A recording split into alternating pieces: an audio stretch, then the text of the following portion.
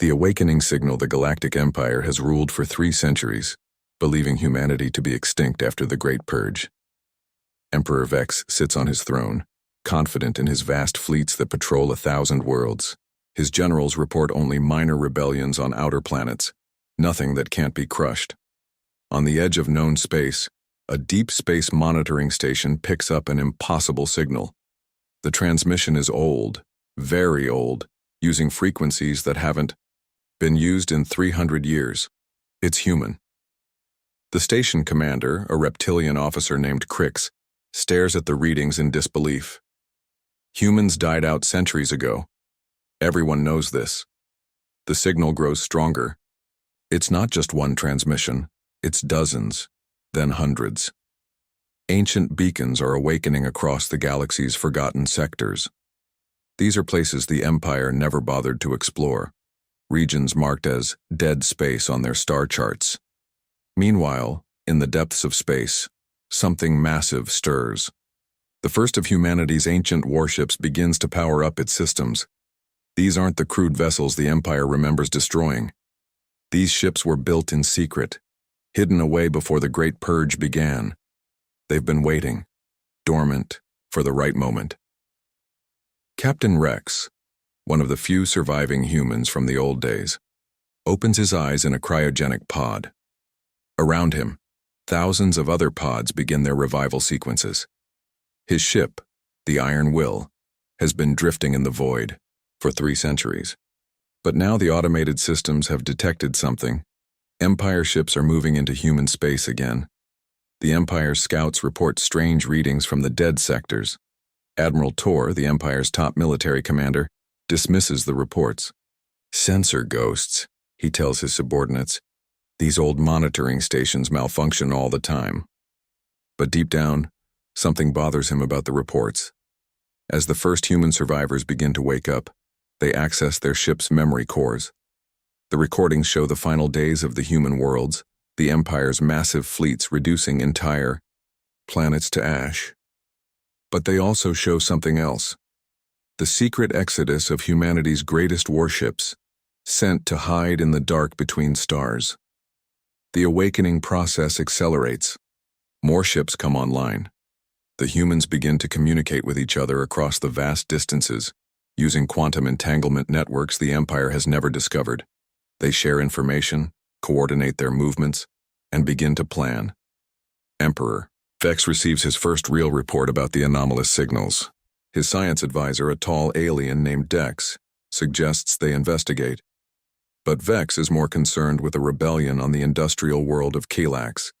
He sends half his fleet to deal with the uprising, leaving the core worlds lightly defended. Humans watch this movement through hidden sensors they planted centuries ago. Captain Rex smiles grimly as he studies the tactical displays. The Empire has grown soft and lazy in their dominance. They've forgotten how to fight a real war. At the edge of Imperial space, the first human warship begins its long journey home. The Iron Will is just the beginning. Behind it, in the darkness, dozens of other ancient vessels start their engines. Some are massive dreadnoughts, others are sleek destroyers built for speed and stealth. The Empire's monitoring stations begin to detect gravitational anomalies, the telltale signs of ships dropping out of hyperspace. But these signatures don't match any known vessel types. The readings suggest ships much larger than anything in the current Imperial fleet. Admiral Tor finally takes notice when 3 monitoring stations go silent in the same sector. He dispatches a patrol squadron to investigate. The squadron consists of 12 modern warships, more than enough to handle any threat they might encounter. They find the monitoring stations intact, but abandoned. The crews are gone, but there's no sign of struggle. Security footage shows tall figures in strange armor moving through the corridors with purpose. The armor design is ancient, from a time before the Empire's rise. As the patrol squadron prepares to leave, their sensors detect a massive object approaching. It's a ship, but unlike anything they've ever seen. The vessel is enormous, covered in armor plating that seems to absorb their scanner beams. Weapon ports line its hull like the eyes of some sleeping giant. Captain Rex's voice crackles over the communication channels, speaking in the old human language that few in the Empire remember, but his message is clear enough when translated. You are trespassing in human space. Withdraw immediately or face the consequences. The Imperial Squadron commander laughs at the transmission. One old ship against 12 modern warships? It's hardly a contest. He orders his fleet to attack formation, confident in their superior numbers and technology. That confidence lasts exactly 37 seconds, the time it takes for the Iron Will to reduce his entire squadron to glowing debris. The Empire Strikes Back news of the squadron's destruction reaches Admiral Tor within hours. 12 ships, gone without a trace except for scattered debris and radiation signatures that make no sense. The energy readings suggest weapons, far more powerful than anything in the Imperial arsenal. Emperor Vex summons his war council immediately. The throne room fills with his top generals and admirals, all trying to explain how a single unknown vessel could destroy an entire patrol squadron. General Rack, the Empire's chief strategist, suggests they're dealing with a new alien species that has developed advanced technology. Impossible, declares Admiral Tor. We've mapped every species in this galaxy. There are no unknown civilizations with this level of capability. But privately, he's worried. The weapon signatures don't match any known technology, and the size of that ship defies current engineering limits. Meanwhile, more human ships continue to awaken. The Steel Fang powers up in a nebula near the former human colony of New Terra. Captain Maya reviews the tactical situation with her officers. The Empire has grown complacent, spreading their forces thin across too many systems. Their technology has advanced, but their tactics have become predictable. The humans begin their first coordinated strike. 3 ancient warships move toward the Imperial supply depot at Borak Station. The facility supplies fuel and ammunition to 17 different Imperial sectors.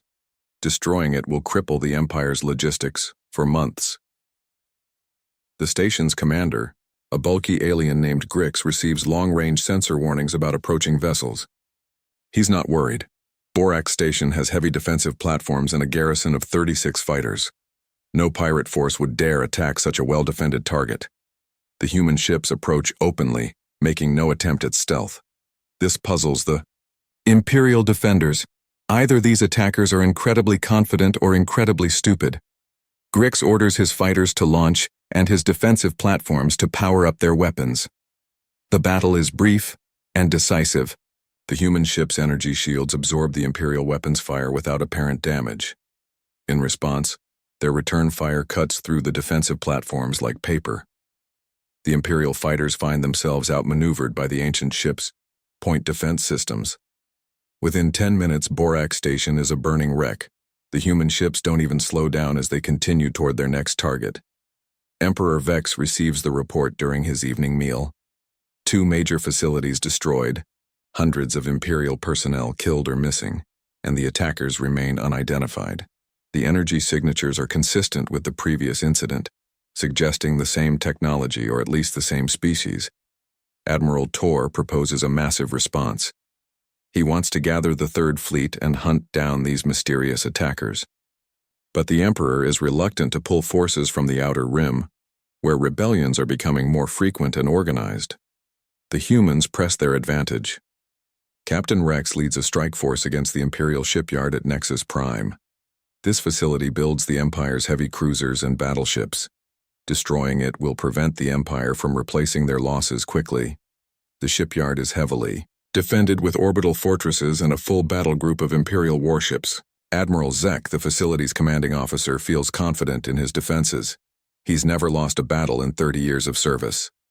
The human attack comes from multiple directions simultaneously. While the main Imperial force engages Captain Rex's flagship, 2 other human vessels attack the orbital fortresses from behind.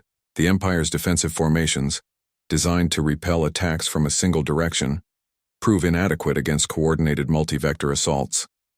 The ancient human ships demonstrate capabilities that shouldn't be possible. They jump in and out of hyperspace during combat, something Imperial ships cannot do safely. Their weapons seem to adapt to Imperial shielding, growing more effective as the battle continues. Admiral Zek watches in horror as his orbital fortresses explode one by one. The human ships are systematically dismantling his defenses with surgical precision. When he tries to ram one of the enemy vessels with his flagship, the human ship simply phases through his hull like a ghost, leaving his ship's systems dead, but the crew alive. The destruction of Nexus Prime finally gets Emperor Vex's full attention. The loss of the shipyard will set back Imperial military production by months, maybe years. He authorizes Admiral Tor to take whatever forces he needs to deal with this threat. But the humans are already moving to their next phase. Hidden sensors throughout Imperial space activate, providing real-time intelligence on fleet movements and defensive positions. The Empire's own communication networks carry coded human messages, undetected by Imperial security. Captain Maya's ship, the Steel Fang, approaches the heavily populated world of Kepler-7. This isn't a military target. It's a civilian planet with over 2 billion Imperial citizens. But it's also the administrative center for this entire sector of space. The humans aren't planning to attack the planet directly. They have something far more devastating in mind. They're going to broadcast the truth about humanity's survival to every screen and communication device on the planet. The truth revealed. The broadcast begins at exactly 12 hours Imperial Standard Time, interrupting every communication channel on Kepler-7 simultaneously. 2 billion Imperial citizens suddenly find their entertainment programs replaced by the weathered face of Captain Rex, speaking directly to them from the bridge of his ancient warship. Citizens of the galaxy, he begins, his voice carrying the weight of 3 centuries of waiting. You have been lied to. Humanity did not die in the Great Purge. We survived, and now we have returned to reclaim what was stolen from us. The broadcast shows historical footage that the Empire thought was destroyed long ago. Imperial fleets bombarding defenseless human colonies. Civilian evacuation ships being hunted down and destroyed. Children fleeing burning cities while Imperial soldiers advance through the ruins. Governor Paul of Kepler-7 frantically orders his technicians to cut the transmission, but it's impossible. The human signal is somehow integrated into every communication system on the planet. They can't block it without shutting down their entire planetary infrastructure. The footage shifts to show the present day. Imperial citizens see the massive human warships that have been awakening across the galaxy. They watch the destruction of Imperial military facilities with weapons technology that makes their own forces look primitive by comparison. The Empire told you we were extinct, Captain Rex continues. They told you we were weak, primitive, barely worthy of notice. But we built these ships in secret before their final attack. We've spent 3 centuries in the darkness preparing for this moment. Emperor Vex watches the broadcast from his throne room, his advisors in chaos around him. The revelation that humanity survived will destabilize the entire empire. Dozens of subject species have been kept in line only by the fear of Imperial military might. If that might proves inadequate against the returning humans, rebellions will spread across every sector. The broadcast spreads beyond Kepler-7. Human infiltration systems hack into the Empire's main communication networks, repeating the message across hundreds of worlds. Trillions of Imperial citizens learn the truth simultaneously. On the industrial world of Magnus 5, alien workers stop their production lines to watch the transmission. Many remember the stories their grandparents told about the legendary human resistance. The humans had been the only species to fight the Empire to a standstill, before finally being overwhelmed by sheer numbers. The psychological impact is immediate and devastating.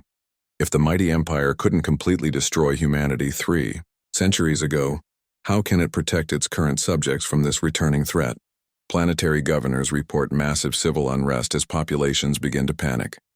Admiral Tor assembles the largest fleet in Imperial history, 2,000 warships drawn from every sector of the Empire. The fleet includes the newest dreadnoughts, equipped with weapons that can crack planets and shields that can withstand stellar radiation. Surely this force can deal with a handful of ancient human vessels. But the humans have been monitoring Imperial communications from the beginning.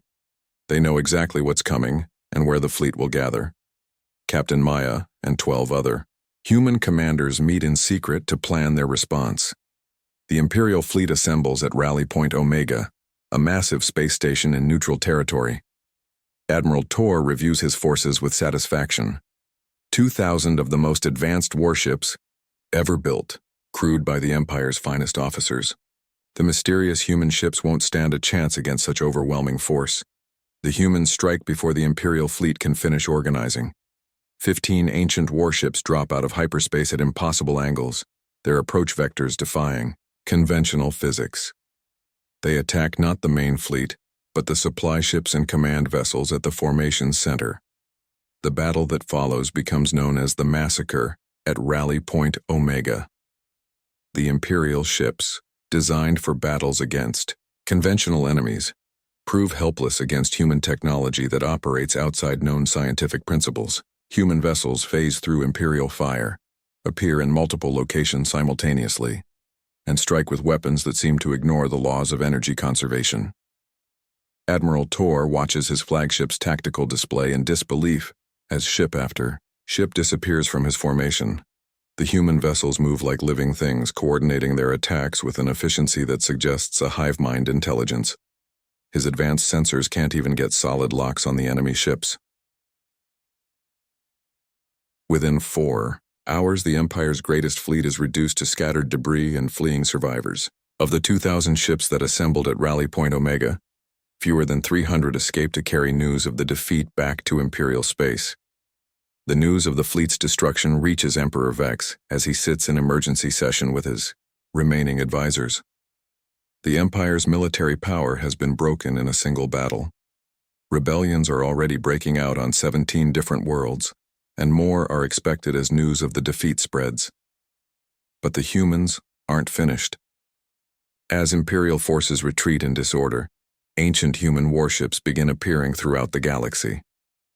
They're not just attacking military targets anymore. They're reclaiming the ruins of old human colonies, establishing new bases, and sending a clear message to the Empire. Humanity is back, and they want their worlds returned. The siege of the core world's Emperor Vex stares at the holographic display showing the collapse of his empire's outer defenses. In just 2 weeks, humanity has reclaimed 15 former colonies and established forward bases in 7 strategic sectors. Rebellions rage on 43 worlds, with local populations either supporting the returning humans or simply refusing to fight for the empire that had failed to protect them. The Emperor's War Council is in shambles. Half his admirals are dead, their fleets destroyed in hopeless battles against the ancient human warships. The survivors argue constantly about strategy, but none of their conventional tactics work against an enemy that can bend the laws of physics to their will. General Rock proposes pulling all remaining forces back to defend the core worlds, the 5 central planets that form the heart of the Empire.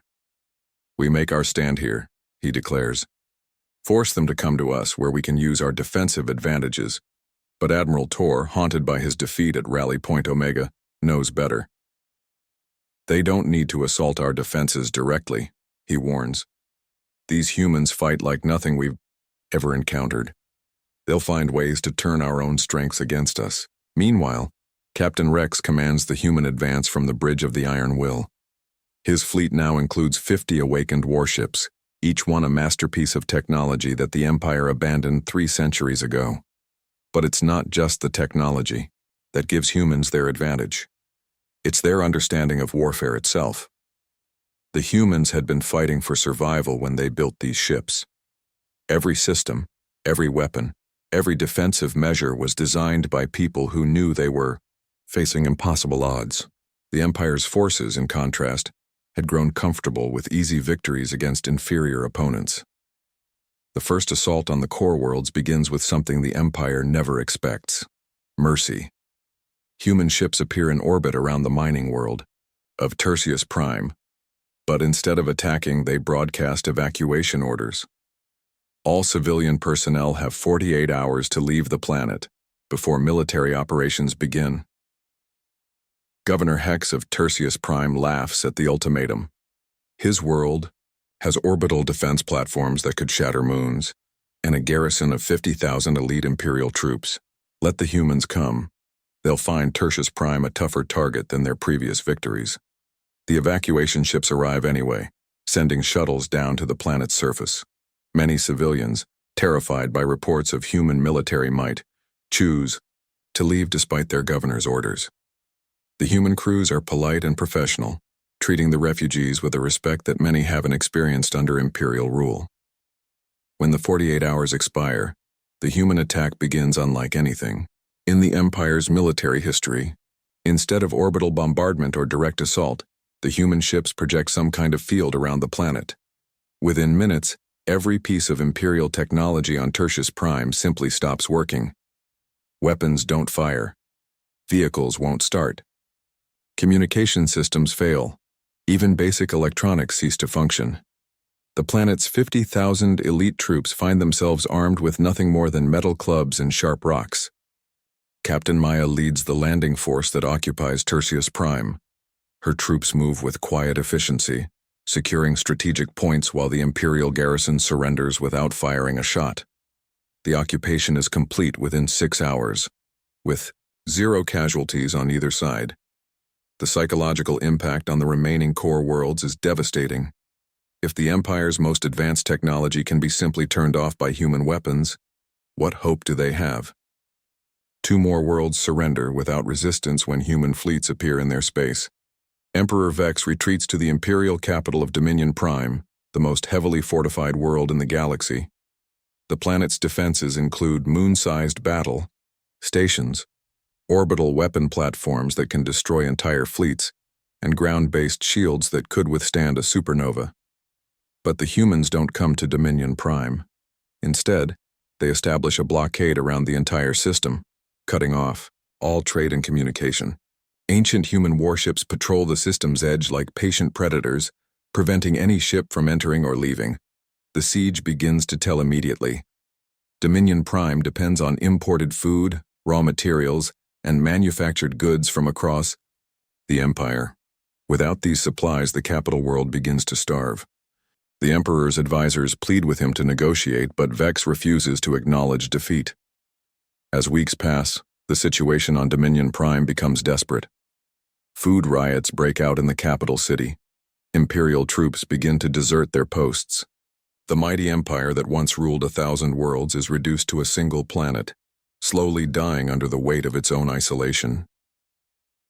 Captain Rex sends a final message to Emperor Vex, broadcast directly to the Imperial Palace. "Your empire is finished," he states simply. "You can surrender now and spare your people further suffering, or you can watch your capital world die around you. The choice is yours, but choose quickly. Our patience has limits."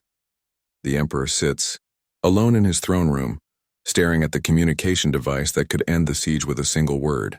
Outside his palace, the sounds of civil unrest grow louder as his starving subjects begin to question why they should suffer for his pride. The new Galactic Order. The revolution comes not from outside, but from within. General Rack leads a group of Imperial officers through the palace corridors, their footsteps echoing in the marble halls that once symbolized eternal power. They find Emperor Vex still sitting on his throne, but the fire has gone out of his eyes. "It's over," Rack tells his former emperor. "The people are starving. The military is in revolt. Even your personal guard has abandoned their posts." He places a communication device on the armrest of the throne. "Call off the siege. Surrender to the humans before there's nothing left to save." Vex looks at the device for a long moment, then at the empty throne room that once hosted alien dignitaries from across the galaxy. 300 years, he whispers. 300 years of peace and order, and they've destroyed it all in a matter of weeks. "The peace was built on genocide," Rack replies quietly. "We told ourselves the humans were extinct, but we knew some had escaped. We just chose to believe our own lies." The surrender broadcast goes out on all frequencies, reaching every corner of the former empire. Emperor Vex, his voice hollow and defeated, formally yields control of all Imperial forces to humanity. The siege of Dominion Prime ends within hours, as human supply ships bring food and medical aid to the starving population. Captain Rex and Captain Maya meet in the Imperial Palace's Great Hall, where alien ambassadors once knelt before the throne. The room is empty now except for a few human officers and the surrendering Imperial officials. The contrast with the Empire's former grandeur is stark and intentional. "What happens now?" asks Admiral Tor, one of the few Imperial officers who survived the war. "Will you rule as we did? Will you build your own empire on the ruins of ours?"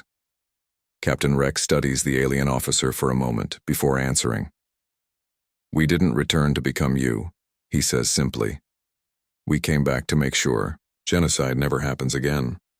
The humans begin establishing a new galactic government, but it's unlike anything the galaxy has seen before. Instead of a centralized empire, they create a federation of independent worlds, each species governing itself while cooperating on matters of mutual interest. The technology that made the human warships so devastatingly effective is gradually shared with other species, but only after careful consideration. The weapons that can turn off advanced technology are restricted to peacekeeping forces, ensuring that no single species can dominate the others. Many of the Empire's former subjects welcome the change. Species that had been oppressed for centuries suddenly find themselves with voices in galactic affairs. Trade flows more freely without Imperial restrictions, and scientific cooperation accelerates as knowledge is shared openly. But the transition isn't without problems. Some Imperial loyalists refuse to accept the new order, launching terrorist attacks and attempting to restart the old regime. Several species that had benefited from Imperial rule resist the changes, preferring the stability of oppression to the uncertainty of freedom. Captain Maya finds herself appointed as the first director of Galactic Security, tasked with maintaining peace without becoming the tyrant the Empire had been. It's a delicate balance. The humans have the power to enforce their will, but using that power too often would make them no different from their predecessors. The ruins of former human colonies become symbols of remembrance rather than conquest. Monuments are built on the worlds where humans died, honoring not just human victims but all those who suffered under Imperial rule. The message is clear: this cannot be allowed to happen again. Years pass, and the galaxy begins to heal. New technologies emerge from the cooperation between species, advances that would have been impossible under the Empire's rigid control. Art, literature, and music flourish as different cultures interact freely for the first time in centuries. Captain Rex, now an old man, stands on the bridge of the Iron Will as it patrols the space lanes that once belonged to the Empire. His ship is no longer a weapon of war but a guardian of peace, ensuring that trade routes remain open and that no species tries to dominate the others. A young human officer approaches with the day's reports. Peaceful elections on 12 worlds, a successful first contact with a newly discovered species, and a scientific breakthrough in faster-than-light communication. The galaxy is thriving in ways it never did under Imperial rule. "Sir," the officer asks, "do you think we did the right thing? Some of the older species say the Empire brought stability, even if it was harsh." Rex looks out at the stars, thinking of all the humans who died in the Great Purge, all the species that suffered under Imperial rule, and all the children who will grow up free because of what they accomplished. "Peace built on oppression isn't peace at all," he replies. "It's just waiting for the next war to begin. What we've built here, imperfect as it is, at least gives everyone a chance to choose their own future." The ancient warships that once brought terror to the Empire now serve as protectors of the new galactic order. Humanity has returned not as conquerors, but as guardians of the freedom they fought so hard to preserve.